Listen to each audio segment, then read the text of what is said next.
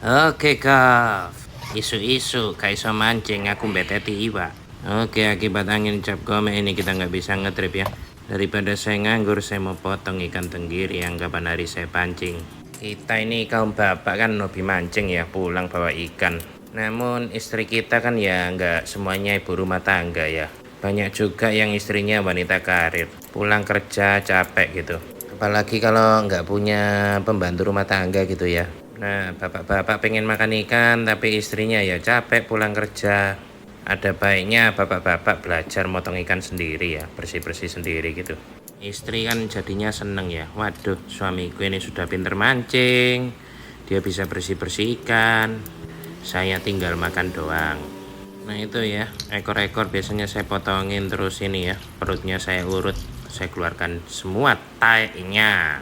Nah kalau sudah dicukur bersih, sudah diurut, biasanya saya selalu hitung satu jengkal dari ujung ekor. Kenapa? Karena daging tenggiri itu yang terbaik adalah ekornya. Ini yang paling enak teman-teman. Jadi bagian ekor itu nggak pernah saya potong kecil-kecil ya. Selalu saya ukur satu jengkal, saya sendirikan. Karena itu paling enak. Nah, kalau motong ikan tenggiri itu usahakan nggak pakai gaya gergaji ya. Karena daging tenggiri ini sangat lunak. Kalau pisaunya nggak landep, terus digoyang gergaji, ajur semua dagingnya. Nah saya tuh suka motong ikan tenggiri itu posisi setengah beku kayak gini ya. Jadi enak. Semua jeruannya tuh masih keras gitu loh. Supaya dikeluarkan itu tinggal dipencet pakai jari. Terus selalu sediakan sikat gigi ya. Di bagian yang digancu ini darah biasanya banyak.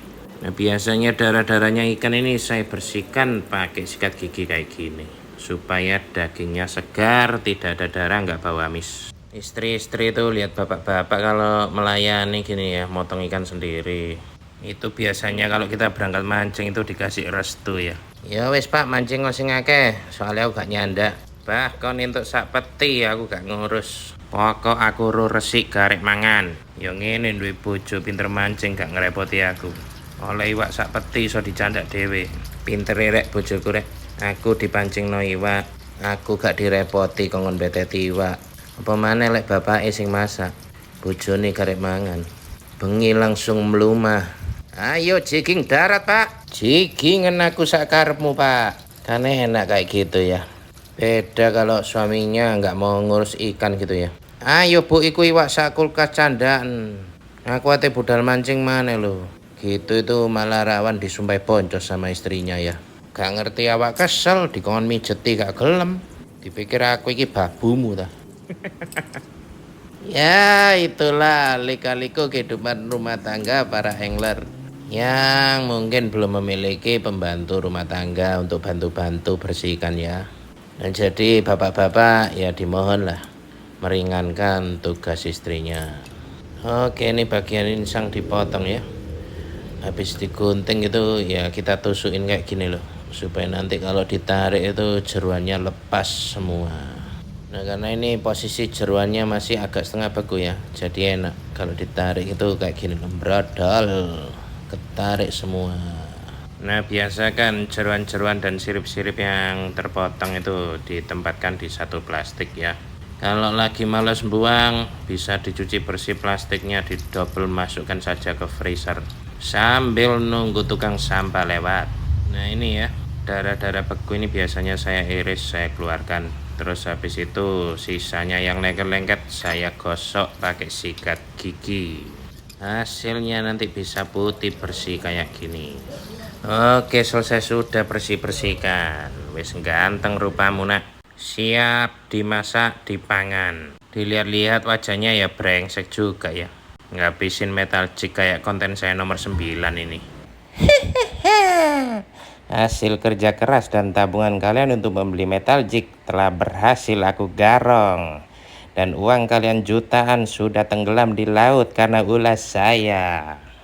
Nah kita lihat betapa brengseknya wajah ikan ini.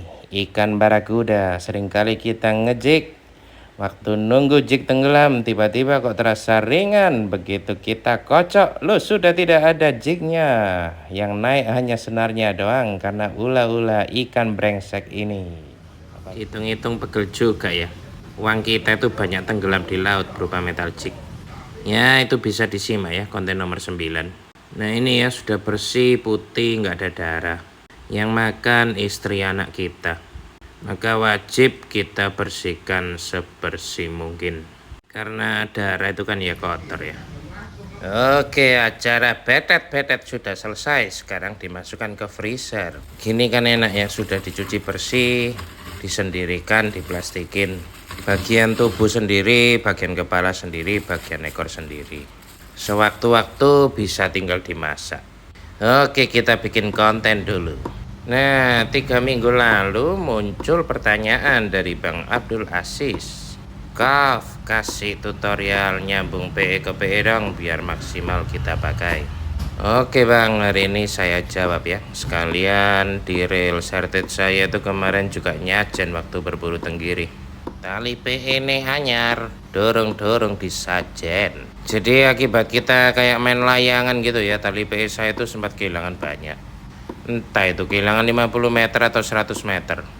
Pokoknya warna asalnya ungu bisa kembali ke ungu lagi tuh. Kalau nggak 50 meter ya 100 meter ya. Nanti kita hitung sama-sama ya. Saya tak minum kopi dulu ya. Ayo nyambung tali PE. Oke, di sini ada Duraking Gravity X8 PE 1,5. Tali PE kegemaran saya karena harganya cukup ekonomis dan diameternya tipis. Nah ini ya saya kehilangan agak banyak tuh, sampai spoolnya kelihatan bogang. Entah 50 meter ini mungkin.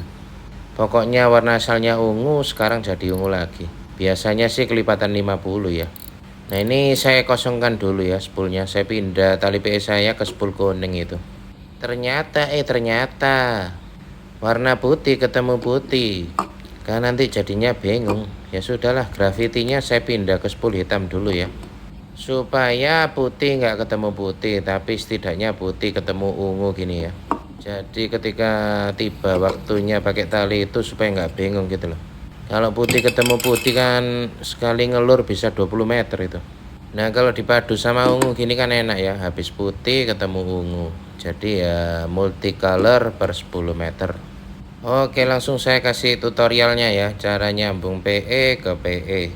Sekalian menjawab pertanyaannya Bang Abdul Aziz. Oke, nyambung tali PE itu kita ambil dulu satu bagian ya, terus kita bentuk huruf P tapi kebalik ya. Nah, lalu tali PE satunya ditaruh di bawahnya. Setelah itu ujung huruf P-nya kita kalungkan 6 kali. Ini ya, 1 kali. Terus kita kalungkan lagi 2 kali. Terus 3 kali. Terus 4 kali. Terus 5 kali. Dan terakhir ke-6 kali. Nah, habis dikalungkan ini kita tarik. Namun tidak sampai di sini saja, karena ada step selanjutnya yang paling penting. Yaitu apa? Yaitu diseretin. Karena kalau nggak diseretin itu bisa lepas. Jadi setelah dikalung-kalungkan itu ya, jangan hanya terlihat rapat saja, tapi harus diseretin. Jadinya kayak gini loh. Jadi ujung tali ungu dengan pangkal tali ungu itu ditarik sekencang mungkin ya, sampai seret. Itu kayak dikunci gitu loh. Kalau nggak dikunci nanti bisa buka lagi. Nah, urusan tali ungu sudah beres. Sekarang yang putih kita bikin huruf P, kita kalungkan juga 6 kali. 1 kali. Terus 2 kali. Lalu 3 kali. Terus 4 kali. 5 kali, dan yang terakhir 6 kali. Nah, lalu ditarik. Setelah ditarik yang putih jangan lupa dikunci juga. Jadi ujung tali putih dengan pangkal tali putihnya dikencengin kayak gini ya. Tali putih sudah terkunci, sekarang kita tarik keduanya sampai mulet kayak gini. Oke, sudah dijamin ini kuat sekali. Jadi semakin ditarik itu semakin berubah warna ya, kayak kuatat gitu, sehingga warnanya jadi glossy. Ya sudah, ini sudah tersambung. Terus kita potong ya, itu kumis-kumisnya itu kan udah nggak kepake. Kita potong sependek mungkin dengan simpulnya, kalau bisa di ujung ya, di ujung sekali gitu loh. Nah sisa potongannya itu mau dibakar silakan, nggak dibakar silakan, tapi saya sih nggak pernah main bakar-bakar ya, daripada nanti tali PE nya kebakar. Nggak dibakar ini sudah kuat kok, karena ini sudah terkunci. Apa benar gitu doang kuat bang? Nah ini ya, saya kasih tunjuk ini, saya narik sekuat tenaga ini sampai tangan saya keluar uratnya semua. Nah iki loh, iki wis kayak tarik tambang iki, digiat namanya sepuluh iso jebol. Nah itu ya Bang Abdul Aziz, sudah terjawab ya, sangat sederhana. Nah itu ya, ujungnya berserabut, saya nggak pernah main bakar-bakar. Tapi kalau teman-teman bisa dengan hati-hati pengen membakar gitu ya silakan. Oke, sekarang tali PE dari spool hitam saya masukkan ke kuning, lalu saya kembalikan ke sertit. Ternyata bukan 100 meter, namun hanya 50 meter, sehingga saya masih punya cadangan 50 meter. Yang saya sambungkan itu di pangkalnya spool ya. Besok-besok kalau yang di luar ini sudah umur, bisa di rolling ke pangkal ya, seperti yang ada pada konten ini, sehingga ratusan meter tali PE yang terisi pada spool kita itu bisa berkarya semuanya, nggak ada yang mubasir. Oke, perihal nyambung tali PE sudah tuntas, terjawab sudah pertanyaannya Bang Abdul Aziz. Nah ini lumayan, ada cadangan 50, bisa saya simpan, siapa tahu main layangan lagi, nyajan lagi. Kenapa sih spool selalu saya isi penuh? Karena kan mainnya cash jig ya, jadi di posisi spool penuh itu enak, ngelemparnya bisa jauh. Kalau sudah bogang gitu, ngelemparnya bisa terhalang spoolnya. Nah ini hujan-hujan, saya tak ke rumah Mbak bentar ya, saya mau ngambil joran saya. Yang blanknya Trident Killer itu udah selesai. Si Mbak paling sedih kalau hujan deras gini. Kenapa? Dia nggak bisa ngecat blank. Jadi garapannya si Mbak ini lagi rame, mau ngecat kehalang hujan. Nah ini joran saya sudah selesai. Oke, jadi servis yang saya lakukan pada joran ini adalah mengganti ring guide-nya dari Fujio menjadi Fastlight, karena Fujio nya sudah korosi semua. Nah ini joran campur sari, batnya ini bat pen chaos ya. Lalu ada slogannya pen, let the battle begin. Namun seperti yang saya ceritakan, blank atasnya patah ya. Nah tema joran ini tuh didominasi warna biru. Ini wincheck-winchecknya warna biru ya. Maka saya minta sama si Mbak, benang pemintal di ring guide itu diganti biru juga dong kayak gini. Nah bagus kan, karena asalnya kan blanknya ini Trident Killer ya, didominasi warna emas kayak gini loh. Entah saya itu sekarang kok agak enggan ya melihat warna emas, kayak kurang funky gitu loh. Jadi saya minta sama si Mbak, yang emas-emas itu dibredelin diganti warna biru aja, disesuaikan dengan tema jorannya. Maka sama si Mbak diganti biru semua, karena ring guide-nya kan ya Fastlight ya, warna biru, supaya serasi gitu loh, dari atas sampai bawah biru semua. Nah blanknya ini dulu ceritanya salah setting backbone juga. Jadi teman saya beli 5, habis saya ngerti perbackbonean dari si Mbak karena joran saya patah ya. Terus saya main ke rumah teman saya ini ternyata beli 5 gitu loh. Dia memang kolektor joran sih. Terus saya tes satu persatu. Nah saya dapati yang satu ini kok miring, makanya kalau dilihat dekalnya dengan posisi ring guide-nya itu miring ya. Miringnya agak brutal ini. Nah karena teman saya itu perfeksionis, wah ini kalau dibenerin kan jadinya jelek. Ya saya bilang ya itu konsekuensinya, kalau diberesin urusan backbone pasti ada konsekuensinya, nggak lurus lagi sama dekalnya. Singkat cerita dia bilang ya sudahlah kamu ambil aja. Lumayan saya dapat blank gratis. Ada 2 hal yang harus kita lakukan jika kita menerima pemberian dari orang. Pertama, ucapkan terima kasih. Kedua, cepat pamitan pulang sebelum dia berubah pikiran. Dan hal itu saya lakukan. Saya berhasil mendapatkan blank gratis. Nah terus seperti di konten sebelumnya saya ceritakan kan oblak ya, ini sama si Mbah dikasih teknik Maerot, dimana diameternya diperbesar supaya bagian lakinya bisa menusuk wanitanya dengan jelek, sehingga pas tanpa oblak-oblak. Nah, waktu itu ring Fujio-nya masih saya karyakan ya, sehingga akhirnya setelah beberapa tahun sekarang korosi semua, saya ganti fast light.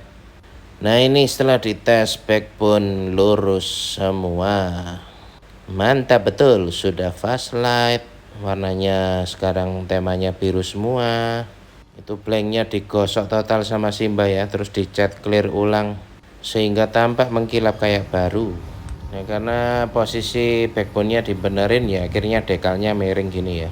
Makanya saya sering bilang di joran One Piece, hati-hati kalau tes backbone, pastikan benar-benar datang ke toko jorannya kalau bisa.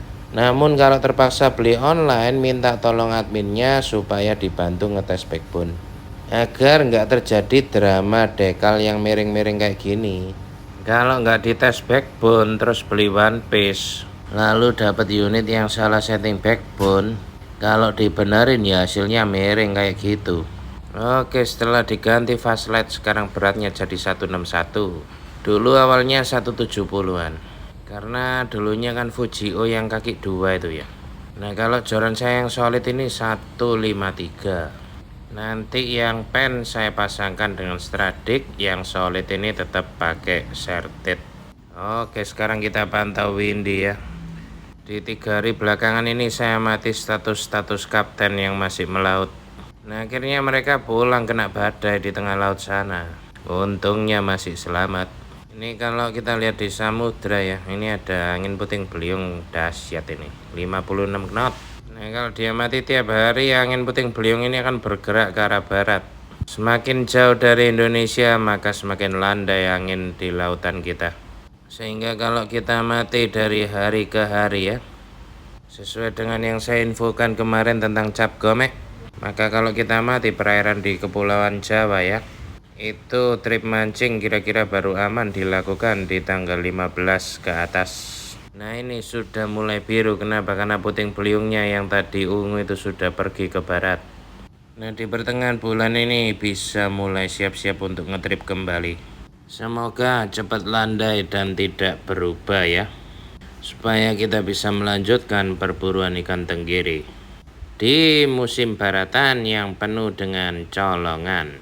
Hanya di channel Coffee ini ya, ngupas terus masalah Windy, karena menjadi mandat bagi saya untuk menjaga keselamatan para angler-angler di Indonesia. Ngemong para satrio ya le. Inggih mbah, tak nyeruput kopiku dulu.